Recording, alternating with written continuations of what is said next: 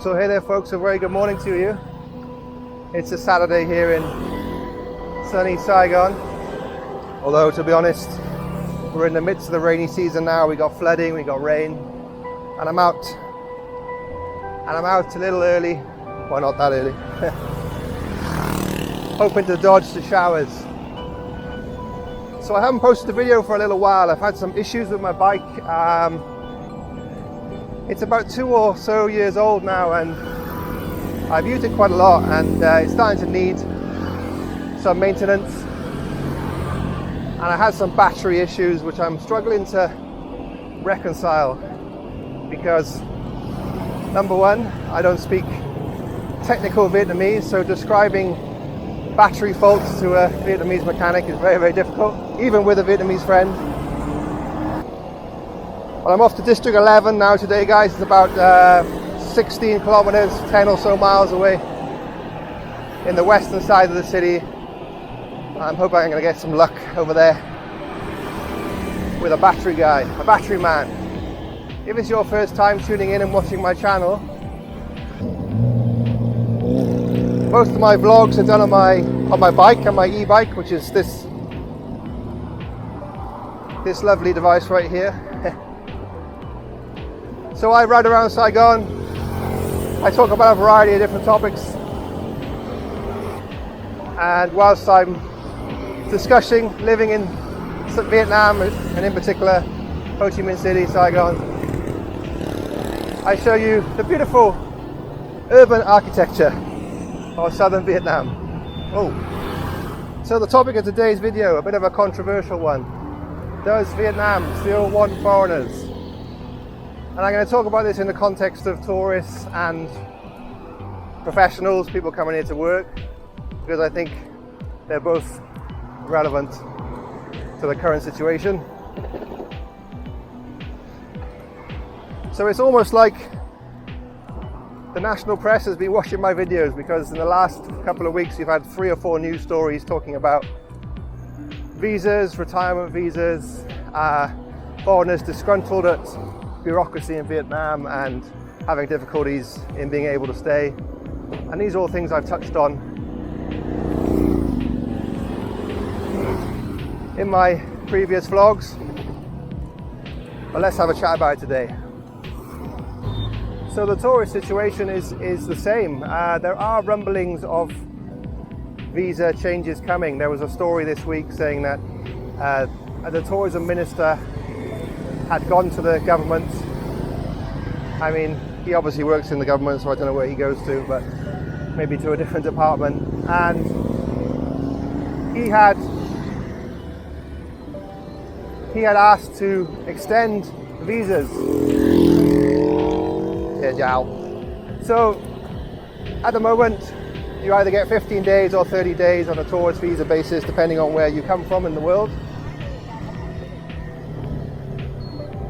Most of Western Europe get a 15-day visa exemption, and if you want to stay 30 days, then you can apply for an e-visa on the government website and get 30 days stay, which is renewable month by month. But when I say renewable, you have to leave and re-enter and get a new visa. You can't extend that within the country. So there's a lot of complaints online in forums about why aren't the 3-month visas coming back? Where are they? Winter's coming in Europe. I want to go to Vietnam for 6 months. Blah, blah, blah. Well, in my opinion, those are very much the minority of people who want to come to Vietnam. You know, probably a few hundred who would spend greater amount of time than 1 month here. In my opinion, most people would spend 2 to 3 weeks here on a tour, and that would be enough. Why is that? Well, most people only get 4 to 5 weeks holiday. If you're in the US, I think you get 2 weeks holiday. So, you know, you're just not going to have the time to come here. But in the post-pandemic world, people are working remotely more. So that means they could possibly take longer stays in different countries. So therefore, visas are changing. Thailand is now just announced yesterday they will extend visas from 30 days to 45 days for a lot of nationalities. I think Middle East, countries like that, but good for them. So Vietnam lagging a little bit behind in the visa department, so I'm expecting to see some big changes in the next 2 to 3 months. We have a big national holiday coming up in 2 weeks in September, and typically they like to make changes after holidays. So we may see some changes next month, but don't hold your breath. So people are saying that Vietnam is no longer very friendly for tourists. Well, I disagree. I think that they're whittling down their market a little bit. So they want people to come who are high spenders. They want people to come on 2-3 week package tours. They want them to spend a lot of money and then go home. They don't really want the cheaper travelers who are spending $700-800 a month and not contributing to the economy in a meaningful way. But I say that lightly because it's complex, right? I'm not judging tourists, I'm not judging what people do, I don't care. But if I was to guess, I would say that is what is happening. And they've used the COVID lockdowns and pandemic to bring in these changes behind the scenes. So this has all happened during COVID. So like many things in Vietnam, it's not really announced, it's not advertised. You just kind of find out about it through some way. Normally when you apply for something and you don't get it. You know, Vietnam is still missing the Russian and the Chinese tourists. Asshole. And that's really hurting them, especially in the beach towns like Nha Trang. Also Da Nang to a lesser extent, although Da Nang is more popular with Koreans. But Nha Trang is really suffering now from lack of Russians and lack of Chinese.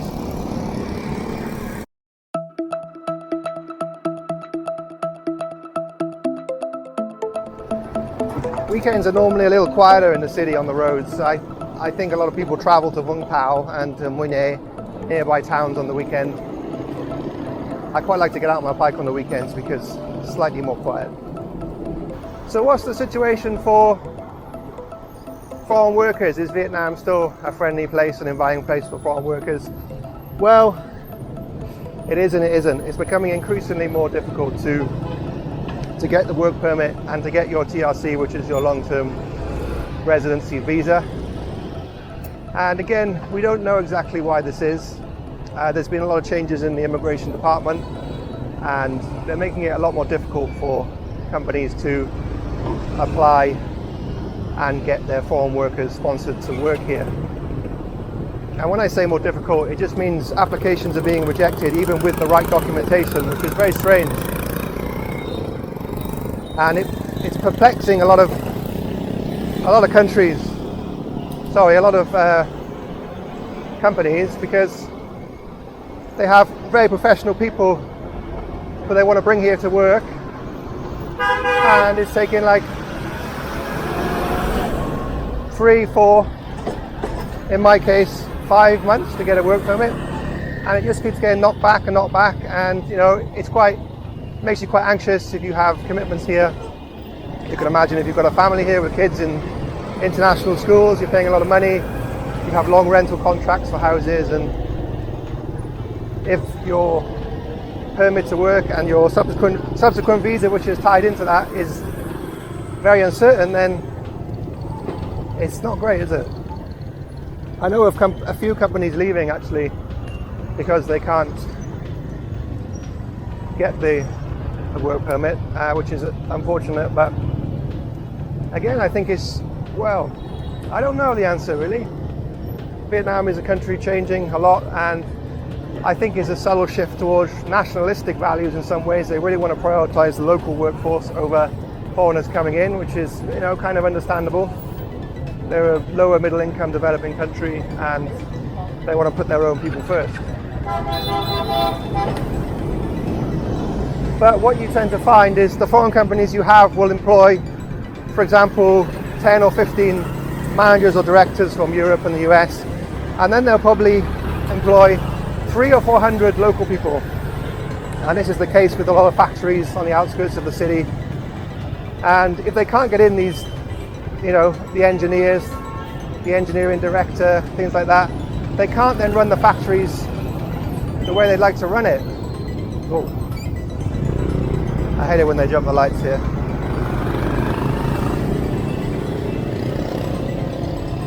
So that means that 300-400 local people don't get a job, and it's not very logical and not very good. Would I still recommend you come to Vietnam if you're thinking about coming here to work, or if you've got a job offer? Yes, I would.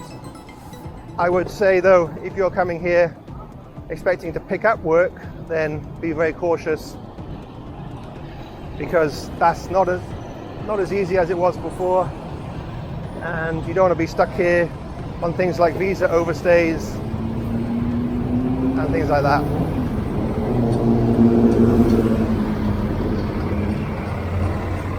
So if you've got a job offer and they're willing to give you a business visa before you arrive, or a business visa you can pick up at the airport when you arrive, then yeah, go for it.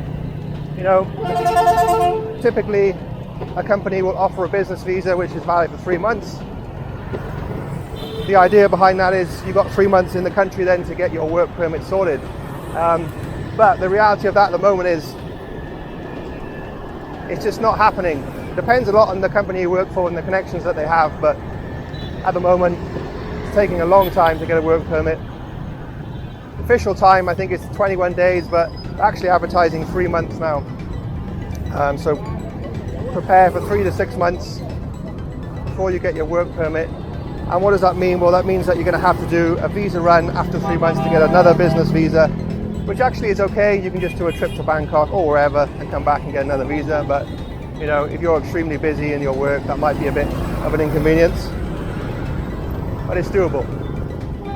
So my overall advice would be, guys, is to really think about coming here only if you've got a good job lined up or something solid. If you don't have that, then you're kind of rolling the dice a little bit, and it may not work out as well as you were hoping.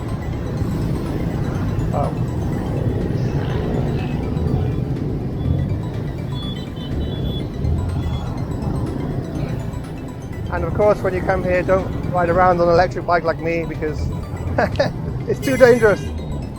No, I actually prefer riding my electric bike, or any bike really, compared to my motorbike. The last couple of days I was using my friend's motorbike, and I found it incredibly dangerous because it's just a little bit faster, and as you can see, people just drive like they're the only person on the road here, when they're certainly not.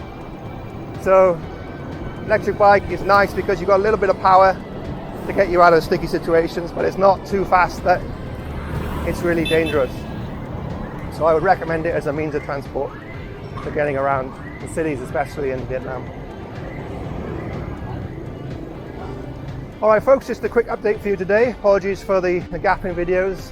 Some things going on, and that's life, as I'm sure you'll understand. So give me a thumbs up, a like, and I'd love you to subscribe if you haven't already. I'm going to try and produce as much informational and informative content as I can for you guys. All right, have a great day, guys. Catch you all later.